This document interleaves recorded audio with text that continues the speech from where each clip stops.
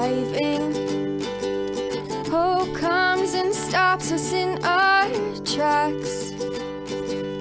Bravely we prove in our striving, trudging together each day. Where there's a will, there's a way.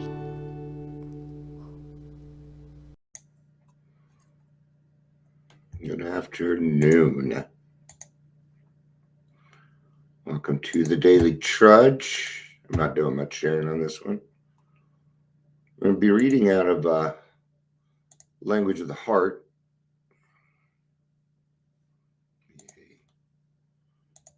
Check it on my petition. I'm at 11 signatures. Woo! 11 signatures. That's going to increase once everybody comes back to work and checks their email, because I sent it to a lot of people. I'm gonna be sending it to everybody. By everybody, that's going to include the people that is. yeah, everybody. So, and why am I doing that? Because I want them to know. I want them to know we're coming after them, man. We're coming for you. We're going to be reading through the AA Looking Glass, and I have no idea what it's about.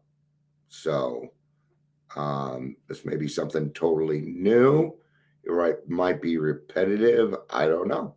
I haven't read it before. I just open Language of the Heart. Looked like a good topic. So I figured I'd talk on it. Let's do it. I know I'm doing it before the 3-minute mark, but I do this stuff by feel anyway. Let's do introductions. Welcome to Daily Trudge. My name is Dion. Quick announcement. I'm not going to be doing them on Sundays anymore. If you're here, please say hello, whether you're watching the live or the rewatch. I think anybody really noticed, but I just kind of want people to know that I'm going to take my Sundays back. I need a full day off from not everything, but most of everything. I'll still go to an AA meeting, but that'll probably be about it. Through the AA Looking Glass, November 1950. This is a plug for the Grapeviners and all their works. Oh. May they live long and prosper. Oh, Star Trek wasn't out yet. Star Trek was not out yet, folks. This is 1950, so Star Trek was not out yet. Okay. One looks in one's mirror to powder, shave, or admire.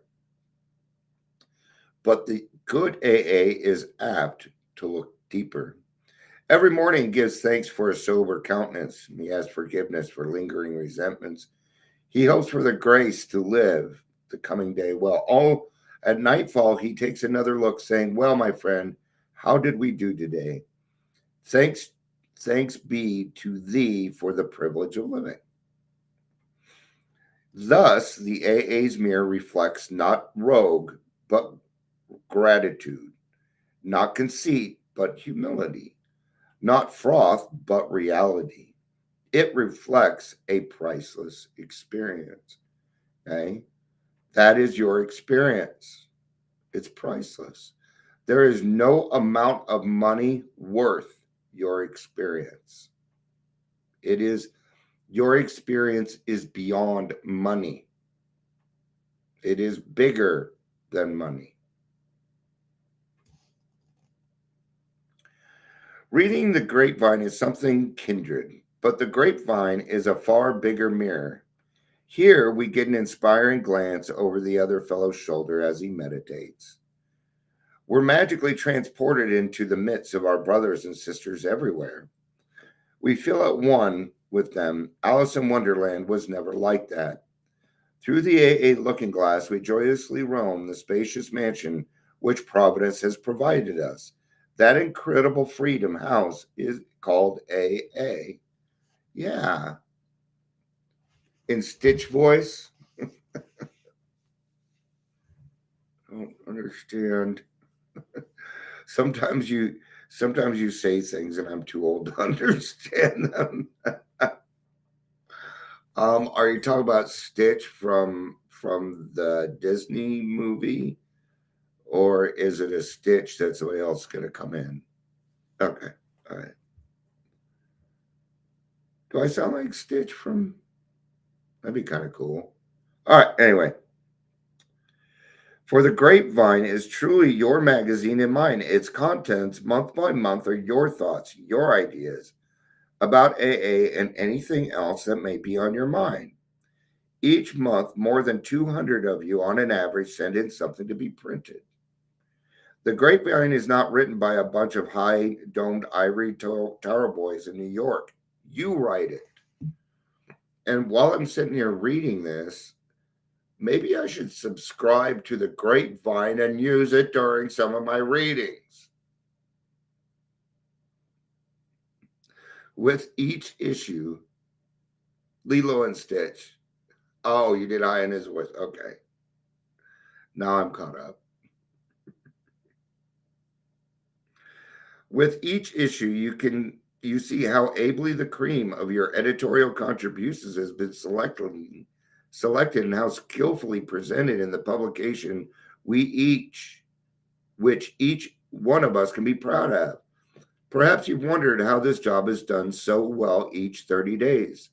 Well, it's done as most everything else in AA is done by AA members who pitch in and do it with no thought of reward other than to help. Unpaid, unsung, perhaps they have labored long enough in complete anonymity, even among their own fellows.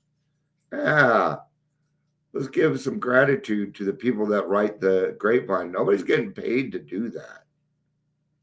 Okay, I never thought of that. I never thought that they were paid, but that just didn't cross my mind. That there's a set number of people every month that cares so much. That's awesome, man. So maybe you would like to meet the Grapeviners. They're the ones who capture these precious images for you. Each month, they give you freshest insights, sound, and impressions of AA on the march. Grapevine is the magic carpet on which you can ride our circuit. First off, here's Al, the editor. Al is supposed to be a hard work. It looks like AI, which would be appropriate for today.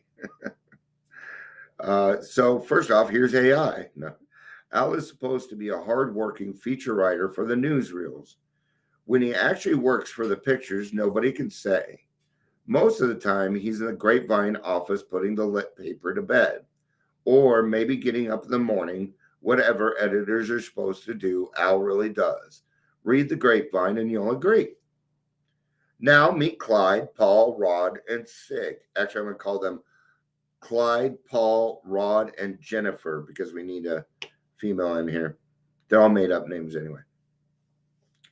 The first is a noted fiction editor. The second is a top rewrite man. The third one of those advertising execs. And the fourth, well, she is somehow in public relations. All this brass probably checks Al up and Shirley backs him up.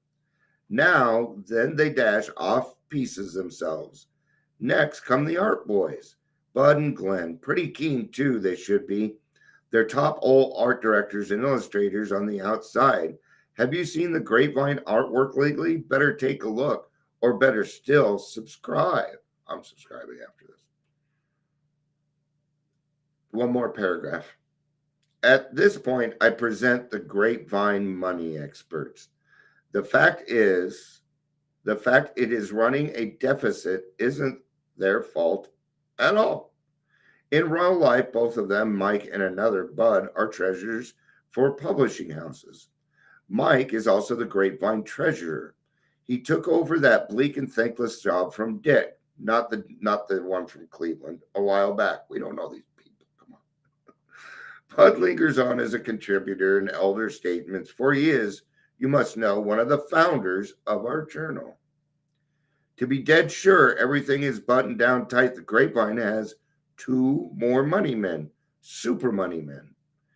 They are the foundation trustees, Jonas and Leonard, who sat with the Grapevine management. So it takes a lot of work. Okay. That's what's neat about the Grapevine. See, when we alcoholics, we usually have skills. Some of us are artists, some of us are writers. So we all give up our precious time to be able to contribute to that, to what it is that we do. Okay. Now, I was trying to put together the script. I wanted it to be a little different. I wanted the script for the meetings. I wanted it to feel a little more personal because it felt kind of static. Right. And I had sent it to a few people. And one of the people that's helping us out, Kaylina, is a project manager. I said, here. She'd already done some rewrites. I'm like, that's exactly what I'm looking for. Well, then why should I take care of it from them? No, I gave it up. No, somebody else can do better than I can on that. And that's okay. That wasn't my portion. Trust me, there's plenty of other stuff to do. Last week, I was trying to figure out, okay, who's going to speak? Who's going to speak at the grand opening? And I had asked Amber, but I was kind of in a rush. Amber was my first choice because she helps me out so much. She wasn't sure she could make it, so I asked another person, Amy. And Amy's like, yes, I can do it. I'm very excited. I love Amy. Whoo, I'm so happy. I'm like, then I'm going to need to give it up to Amber. And then I thought, Dion, why are you sharing your story? And then I figured what that was. Ego. It was ego. I'm not supposed to tell my story that night. No. That goes against what I do. So I asked another guy. He's going to do better than me. And he's going to be a great fit with Amy. They don't even know each other, but I know it's a good fit. See, I'm emceeing. I'll be chairing. That's enough, man. That's enough. So I gave it away. You got to give it away. Right? Putting all of this together, I mean, yeah, I did a lot of it alone, but there's been a lot of different people that have put in a little bit of work to help build it up. Some people help me with rewriting things. When I'm coming up with rules, I tend to bounce them off of Amber because Amber will tell me no, and things like that. And who did that? Well, that was God, man. That was God. I didn't want to move out here to North Glen. And it was probably the best thing that happened to me. One of the best things that happened to me. So when we say that, recovery takes a tribe, that's kind of what we're talking about. I also call it keeping it in the family. So even when I have other things, like let's say I'm needs to do some yard work, I'm going to go to my fellows first. I'm not going to ask Google best landscaper around me. No, I'm going to go to the people in the program first. Okay. That's one of the benefits of being in the program. We help each other with jobs. We help each other do this, Oh yeah, Chris. Absolutely. It was God's will. It was all God's will. See, I had a plan out in Aurora and God said that was the wrong plan. He moved me out here. Okay. And because of those actions, you can see what's happening. And that was a sacrifice situation. What it came down to for me was, this is why I made the decision. Shannon had been taking care of Barb for a little while. And she said, Dion, we got to do this. And when she says something like that, I have to do it. It was God talking to me. He was talking through my wife to me. And so, yes, because he's like, He's like, okay, Dion, you're not listening to anybody else. I'm going to tell your wife. I'm going to make it so you got to follow your wife so I can get what I need you to do. And that's exactly what happened, right? Is it perfect? No, I don't want it perfect, right? I decided today, because after this, I'm done for today. I'm taking the rest of the day off. I'm just going to hang out. I'm going to do nothing. I'm not going to do anything. I've been working a lot and I need a break from everything before tomorrow, because tomorrow I'm going to need to be on my game or on a game, some sort of game. So it takes all of us. As the club gets bigger and bigger, we will bring in more people. I have a person, they reached out and they said, I'd really like to help young women who've been abused. I'm like, we could do that for you. You bet. Yeah, that's exactly what Trudging Together is about. Trudging Together isn't just about Alcoholics Anonymous. I just happen to love Alcoholics Anonymous that much, and it's my purview, so that's what I push. But we help everyone. We help everyone. Right? I haven't even started talking about the fact that we have a food pantry. Yeah, I mean, we have all sorts of stuff that can help our community. Eventually, it's going to be a resource center. You know what? Strike that, because I don't know. God already turned down my resource center in Aurora. So strike that. I don't know if that's what God's going to do. But I know he's going to do something beautiful so I can laugh at that and move on, right? Yeah. Yep. That's cool stuff there, my friends. Ah, yay, decompression. Looking forward to it.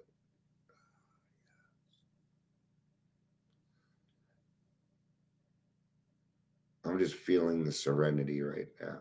Feels nice. All right. Thank you, everybody, for being here. It's good seeing you. Amber, talking like Stitch. I'm going to have to go remember how Stitch talks. I could probably get down that voice. So, Chris, it's always good to see you, brother. Always. Thank you, everybody, for being here. I love you. Peace out and have a day. Bye bye.